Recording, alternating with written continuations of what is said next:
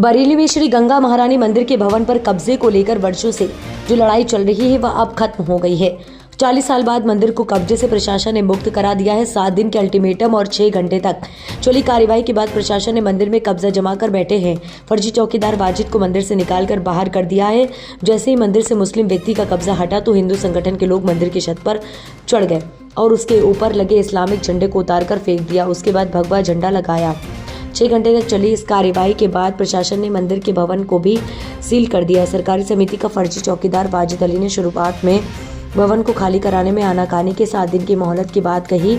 महिला पुलिस की मौजूदगी में भवन के कमरों से सामान निकाला गया। सुबह 10:30 बजे से भवन से सामने निकालने की कमान सुबह 10:30 बजे से भवन से सामने सामान निकालने की काम शुरू हो गई है। सुबह 10:30 बजे से भवन से सामान निकालने की कार्रवाई शुरू कर दी गई। 2 छोटे हाथी और कई रिक्शों को सामान ढोने के लिए लगाया गया। भवन पर दौली रघुवर दयाल साधन सहकारी समिति का बोर्ड लगा था। हिंदू संगठनों के कार्यकर्ताओं ने साधन सहकारी समिति का बोर्ड हटा दिया। सहकारी समिति 2020 में ही नए गोदाम में शिफ्ट हो चुकी थी। 1956 में श्री गंगा महारानी मंदिर का एक हिस्सा साधन सहकारी समिति को किराए पर दिया गया था। हालांकि किराया लेने के लिए कोई सामने नहीं आया है। गंगा महारानी मंदिर के भवन में अवैध तरीके से रहने वाले वाजिद के बेटे की पत्नी मरीजों का उपचार भी करती थी। वहीं आज शनिवार को तहसील सदर में अखिल भारत हिंदू महासभा बरेली मंडल अध्यक्ष पंकज पाठक द्वारा मंदिर के सील खोले जाने को लेकर उपजिलाधिकारी सदर बरेली को ज्ञापन सौंपा। आइए जानेंगे क्या कुछ कहा पंकज पाठक बरेली ने। ये जो कल कटघर में थाना किला के अंतर्गत एक गंगा प्राचीन गंगा मंदिर है जिसकी हिंदू महासभा के द्वारा मांग उठाई गई थी मुक्तिकरण की, उसको मुक्त करा दिया गया।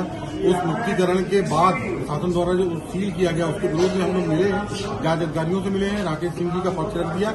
हम उनके द्वारा जो बताया गया उसके जवाब में हमारा ये कहना है, वंशावली देवी, उसके जवाब में हमारा ये कहना है प्रशासन से कि वहाँ क्योंकि मंदिर है प्राचीन, वहाँ आरती होना जरूरी है, पूजा होना जरूरी है।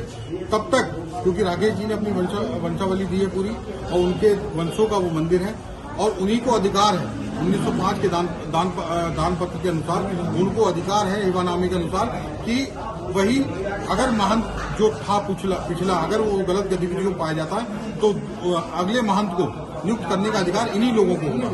तो जब तक महंत नहीं नियुक्त होता है तब तक ये वहाँ पूजा पाठ शुरू कराएं।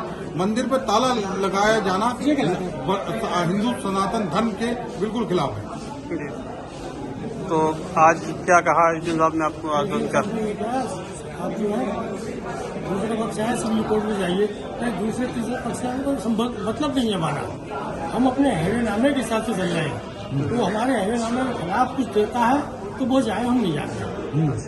हमने क्या हम क्या चाहिए? हमने तो हैवेनामा ओरिजिनल पेपर किए हैं सब। अच्छा अधिकारियों माले रजिस्ट्री ऑफिस से निकाल के दिए सब।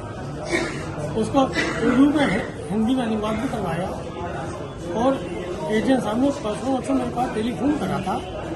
मुझसे कुछ उन्होंने ये कही, बोले आप जो है उसको अपने किस अधिकार से वो करना चाहते हैं उसके बारे में पेपर दीजिए, नहीं तो मैं आपको नोटिस दूंगा और नोटिस देकर उसको सीज कर दूंगा और राजस्व विभाग के हवाले कर दूंगा। तो मैंने उनसे कहा मैं पेपर भी दूंगा साहब, ऐसी कोई बात होगी तो मैं कार्रवाई भी कर सकता हूँ अधिकारियों के खिलाफ, क्योंकि मुझे पावर है। ठीक है, आज ज्ञापन दे दिया आपने? हाँ जी, मुझे पूरी पावर है। मेरे वंशावली मैंने पूरी दी है, वंशावली मांग ली, वंशावली दे दी उन्होंने। अब रिक्वेस्ट उनसे करी है कि साहब उसको जो है पाया जाए। इंस्पेक्टर ने तो ये कहती कि भाई 2-1 दिन की बात है, किला इंचार्ज में 2-1 दिन की बात है भैया, बात नहीं।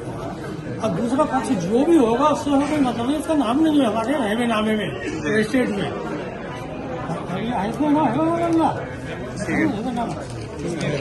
निकाल बेटा।